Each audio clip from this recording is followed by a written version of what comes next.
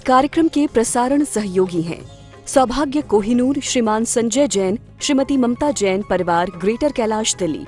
सौभाग्य भक्त श्री मनीष जैन, श्रीमती ऋतु जैन, गरिमा जैन, लक्ष्य जैन, परिवार, राणा प्रताप बाग, दिल्ली। सौभाग्य भक्त श्री तरंग जैन, श्रीमती तनु जैन, इताशा जैन, एकांश जैन, परिवार, जैन कॉलोनी, दिल्ली। सौभाग्य भक्त श्री अश्विनी जैन, श्रीमती निशा जैन, ऋतिका जैन, स्वस्ति जैन, सिद्धांत जैन, परिवार, सीसी कॉलोनी, दिल्ली। सौभाग्य भक्त श्री वीरेंद्र जैन, श्रीमती मुकेश जैन, साकेत, दिल्ली। सौभाग्य भक्त राजीव जैन, श्रीमती रीटा जैन, विजयनगर, दिल्ली। महानुभाव, आज प्रातःकाल के सत्र में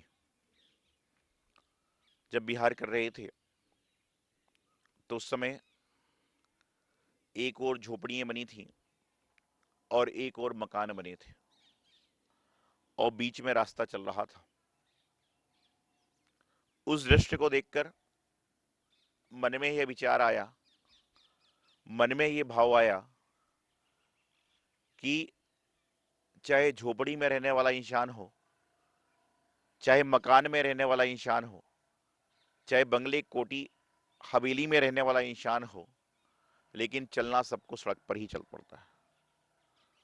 मकान कितना बड़ा हो कोई बात नहीं, झोपड़ी कितनी छोटी हो कोई बात नहीं, लेकिन जब इंसान को चलना पड़ता है तब सड़क पर ही चलना पड़ता है और उसके अलावा कहीं चल ही नहीं सकता।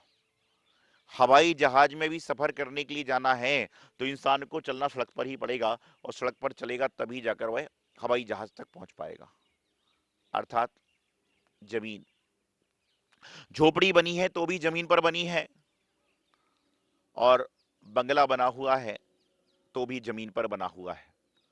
महत्वपूर्ण ना झोपड़ी रह गई, महत्वपूर्ण ना बंगला रह गया, बल्कि यदि महत्वपूर्ण रह गया तो जमीन रह गई, महत्वपूर्ण रह गया कोई चीज तो जमीन रह गई। तो जमीन पर रहना है, जमीन मजबूत होना चाहिए। इसी तरह से इंसान अपने सिर पर कितनी रंग बिरंगी टोपी लगा ले, अपने तन पर कितने वस्त्र रंगीन पहन ले, अपने तन पर फटे पुराने कपड़े पहन ले, लेकिन इंसान को जब चलना होगा तो जमीन पर ही चलना होगा। इंसान को जब दौड़ना होगा तो उसको जमीन पर ही दौड़ना होगा। तो हमेशा एक बात का ध्यान रखें कि जब इंसान कैसे भी कपड़े पहन ले, लेकिन उसके यदि पैर मजबूत होंगे तो एक कपड़े पहन के चल पाएगा, और यदि उसके पैर मजबूत नहीं होंगे तो एक कपड़े पहनकर भी नहीं चल पाएगा। तो जीवन में बहुत सारी व्यवस्थाएं हैं, जीवन में बहुत सारी क्रियाएं हैं, जीवन में बहुत सारे लोग हैं। हर व्यक्ति अपने अपने कार्य को कर रहा है, हर व्यक्ति अपनी अपनी क्रियाओं को कर रहा है। एक रात के 12 बजे चोर घर के अंदर घुसने का प्रयास कर रहा है और रात के 12 बजे एक चौकीदार पहरा दे रहा है कि चोर ना घुस जाए। रात के 12 बजे दोनों अपने कर्म कर रहे हैं। एक व्यक्ति कर्म कर रहा है कि मैं चोरी करने आया हूं, मैं चोर हूं, रात के 12 बजे सब लोग सो जाएं और मैं चोरी कर लूं। और पहरेदार भी इसलिए पहरा दे रहा है कि रात के 12 बजे सब लोग सो चुके हैं तो मैं इनकी रक्षा कर लूं। दोनों के भाव रात के 12 बजे हैं। एक का भाव रक्षा का है और एक का भाव चोरी का है। रक्षा करने वाले के भाव से हो सकता है कि रक्षा ना हो पाए, लेकिन उसको भी रक्षा करने का फल मिल जाएगा क्योंकि उसके भाव रक्षा करने के थे। उसी तरह से चोरी करने के भाव चोरी करने के थे, वह चोरी ना भी कर पाए। हो सकता है जिस घर में चोरी करने जाए उस घर में कुछ भी वस्तु ना हो, कुछ भी क्रियाएं ना मिले, कुछ भी सामान ना मिले, कुछ भी उसको वस्तु ना मिले, लेकिन उसके बावजूद भी क्या होगा, उसको चोरी का दोष लग गया। जिस तरह से आप किसी शादी पार्टी में जा रहे हैं, आपने विचार किया कि शादी पार्टी में जा रहे हैं, वहां पर तो मैं आज गोलगप्पे ही गोलगप्पे खाऊंगा, मैं रसगुल्ले ही रसगुल्ले खाऊंगा। आपने घर से विचार बना लिया कि मैं शादी में जाऊंगा तो आज मैं रोटी नहीं खाऊंगा, मात्र पानी पूरी ही पानी पूरी खाऊंगा, रसगुल्ले ही रसगुल्ले खाऊंगा। यह विचार आपने बना लिया और कदाचित आप वहां पर पहुंचे और वहां पर जाने के बाद मालूम चला कि आज पार्टी में गोलगप्पे ही नहीं बने, रसगुल्ले ही नहीं बने। तो लेकिन आपको भाव का दोष लग ही गया, भाव करने का दोष आपको लग ही गया। और यह कार्य हम सभी कितने वर्षों से, कितने सालों से, कितने समय से जीवन में कर रहे हैं। हमें अपने हित अहित का ज्ञान नहीं है, हमें अपनी क्रियाओं का ज्ञान नहीं है, हमें अपने कार्यों के बारे में कुछ पता नहीं है। बस हम तो अपने चले जा रहे हैं, करे जा रहे हैं। क्या करना है, कैसे करना है, इसके बारे में मालूम नहीं है। और ध्यान रखना, जैसी आप संगति में बैठे हो वैसे ही आपके जीवन में आपका रंग चढ़ता है। यदि आप संतों के पास बैठोगे, आपके मन में त्याग की भावना आएगी। आप रागियों के साथ बैठोगे तो आपके अंदर राग की भावना आएगी। आप भोगियों के साथ बैठोगे तो भोग की भावना आएगी। वासना के साथ बैठोगे तो वासना की बात आएगी। और त्यागियों के साथ बैठोगे तो त्याग की भावना आएगी। इसलिए तो कहते हैं कि जो हमारे संत होते हैं वह किसी के घर पर जाते हैं तो मात्र आहार हेतु जाते हैं, रास्ते में विचरण करते हुए जाते हैं, वहां उतना ही बात करते जितना जरूरी है। क्योंकि देखिए, दो बातें हैं। आप हमारे पास में आओगे तो आप हमसे पूछोगे महाराज जी त्याग तपस्या कैसी चल रही है। हम आपसे व्रत संयम का पूछेंगे, लेकिन ज्यादा वार्तालाप हो जाएगा तो मैं पूछता हूँ भाई व्यापार क्या करते हो, वो बताएगा मेरी नल की दुकान है। पूछूंगा फिर नल कौन सी कंपनी का है, वह बताएगा उस कंपनी का नल है। तो जो नल के बारे में मुझे ज्ञान नहीं है, कुछ दिनों बाद मालूम चल जाएगा कि नल बनता कैसे है। क्यों? जैसी जैसी आप संगति में जाओगे वैसा वैसा कार्य आपको देखने को मिलेगा, वैसी वैसी क्रियाएं आपको समझने को मिलेंगी, वैसा वैसा कार्य आपको करने को मिलेगा। तो अपने जीवन में हमेशा अपनी क्रियाओं को, अपनी संकल्पों को, अपने कार्य को दृढ़ बनाए।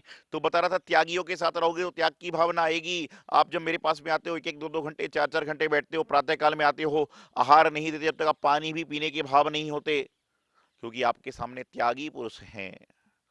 और आप जब घर पे रहते हो, जब आप घर पे रहते हो तो उस समय आपके हर एक घंटे में चाय पीने के, बिस्किट खाने के, ब्रेड खाने के, कटलेट खाने के, समोसे खाने के, जलेबी खाने के भाव होते रहते। क्यों? क्योंकि आपके पास संगति भोग की है, भोगी की है। आपके पास में त्याग की संगति नहीं है। और जिसके पास त्याग की संगति होती है उसके पास कोई और संगति हो ही नहीं पाती। त्याग, तपस्या, लोगों ने सोच रखा है कि आज वर्तमान में त्याग तपस्या करने का अधिकार संतों को है। अरे संत तो जिस दिन संत बनता है उस दिन त्याग हो जाता है। ग्रह त्याग कर दिया, माता पिता का त्याग कर दिया, परिवार का त्याग कर दिया, संसार की सब वस्तुओं का त्याग कर दिया। लेकिन त्याग बनने के बाद, त्यागी बनने के बाद संत औरों को त्याग करने की प्रेरणा देते हैं, संत औरों को कार्य करने की प्रेरणा देते हैं, संत औरों के लिए और तरह की बात करने की प्रेरणा देते हैं। तो आज त्यागमय जीवन, रागमय जीवन, वैराग्यमय जीवन कैसे बने? तो आचार्य कहते हैं हमारे जीवन में तरह तरह की क्रियाएं हैं, हमारे जीवन में तरह तरह के कार्य हैं, हमारे जीवन में बहुत सारी व्यवस्थाएं हैं। और आज वर्तमान में इंसान यदि समस्याओं से ग्रसित है तो उसका कारण वह खुद नहीं है बल्कि दूसरा है। यदि रास्ते में रंग में भंग करना हो, रंग में भंग करना हो तो रास्ते में चार आदमी चल रहे हैं, उसमें से एक आदमी को बार बार लगातार घूर घूर कर देखिए, एक आदमी को बड़े घूर घूर कर देखिए, वह सोचेगा कुछ ना कुछ मुझ में कमी है, और धीरे से इशारा कर दो कि तुम्हारा जो कपड़ा है वह गंदा है, तो उस आदमी के मन में इतनी परेशानी, इतनी बेचैनी, इतनी समस्या रहेगी कि वह जब तक घर जाकर कपड़े ना बदल ले तब तक उसके मन में लगे अरे मेरी तो इंसल्ट हो रही। अरे तुम्हें क्या मतलब है यार, ये तो लोगों का काम है, लोगों की क्रियाएं हैं, लोगों के व्यवस्थाएं हैं, लोगों के व्यवहार हैं। और इन सब से जितना ऊपर उठ जाओगे उतना उतना आपके जीवन का कल्याण हो जाएगा, उतना उतना आपके जीवन की क्रियाएं समन्वित होती जाएंगी। भगवान महावीर स्वामी जब त्यागमय जीवन जी रहे थे, भगवान महावीर स्वामी जब अनेक पर्याय में थे, तो कहते हैं एक बार जब वह सिंह की पर्याय में थे, उस समय उनको जाकर किसी मुनि ने संबोधन दिया। विचारणी बात में बताना आपको चाहता हूं कि जब वह सिंह की पर्याय में थे तो उनको संबोधन दिया, क्या क्रूरता के कार्य कर रहे हो। और बस इतना सुनते ही उनकी मति सन्मति हो गई, उनका जीवन त्यागमय हो गया।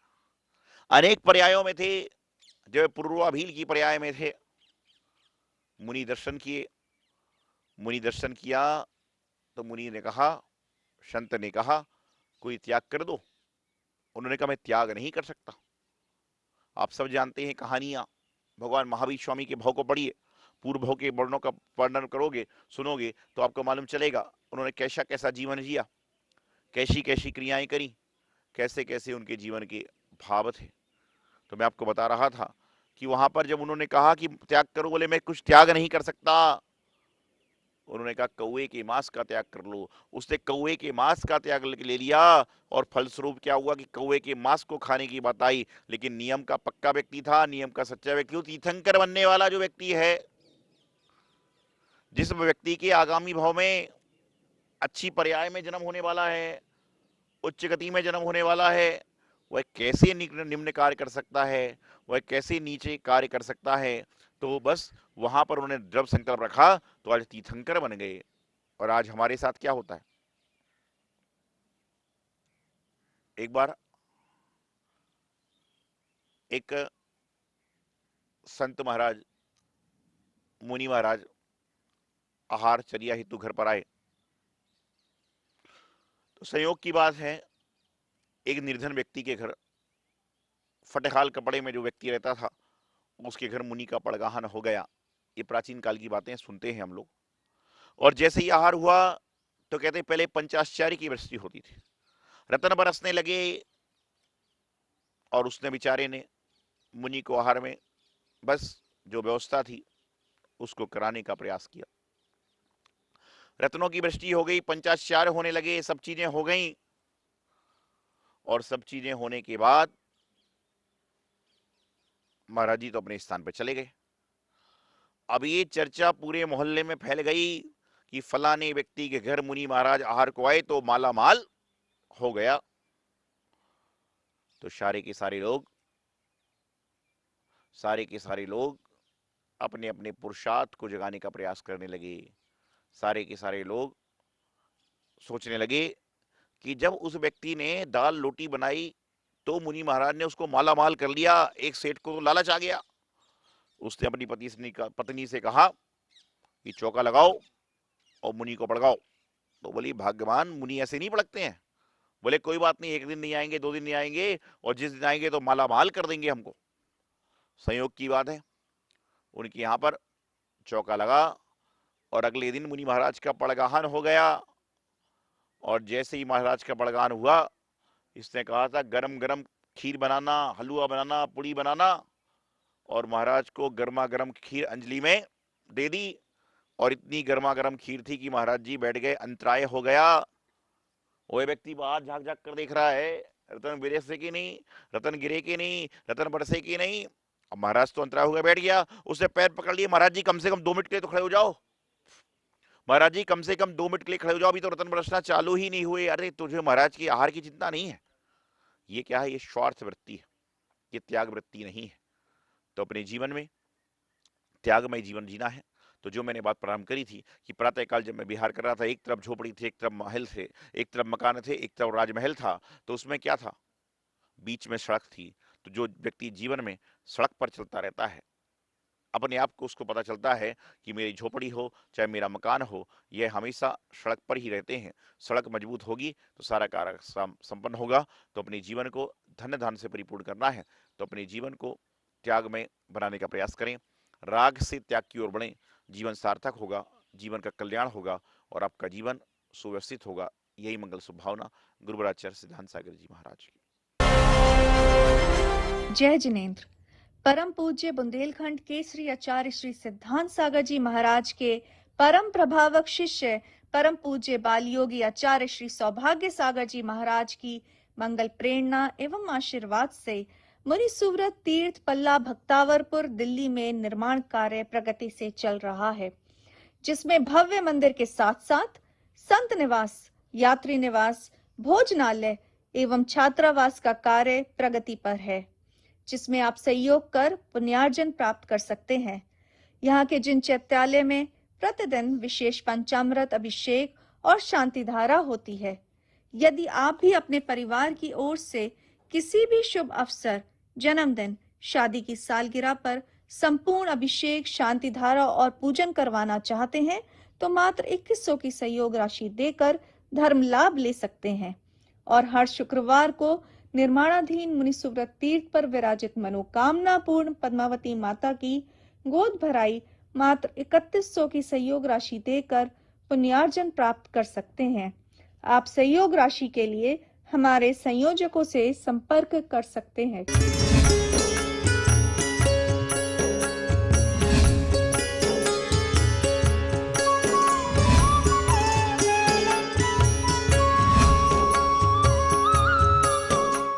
इस कार्यक्रम के प्रसारण सहयोगी हैं सौभाग्य कोहिनूर श्रीमान संजय जैन, श्रीमती ममता जैन, परिवार ग्रेटर कैलाश दिल्ली। सौभाग्य भक्त श्री मनीष जैन, श्रीमती ऋतु जैन, गरिमा जैन, लक्ष्य जैन, परिवार राणा प्रताप बाग दिल्ली। सौभाग्य भक्त श्री तरंग जैन, श्रीमती तनु जैन, इताशा जैन, एकांश जैन, परिवार जैन कॉलोनी दिल्ली। सौभाग्य भक्त श्री अश्विनी जैन, श्रीमती निशा जैन, ऋतिका जैन, स्वस्ति जैन, सिद्धांत जैन, परिवार सीसी कॉलोनी दिल्ली। सौभाग्य भक्त श्री वीरेंद्र जैन, श्रीमती मुकेश जैन, साकेत दिल्ली। सौभाग्य भक्त राजीव जैन, श्रीमती रीटा जैन, विजयनगर दिल्ली।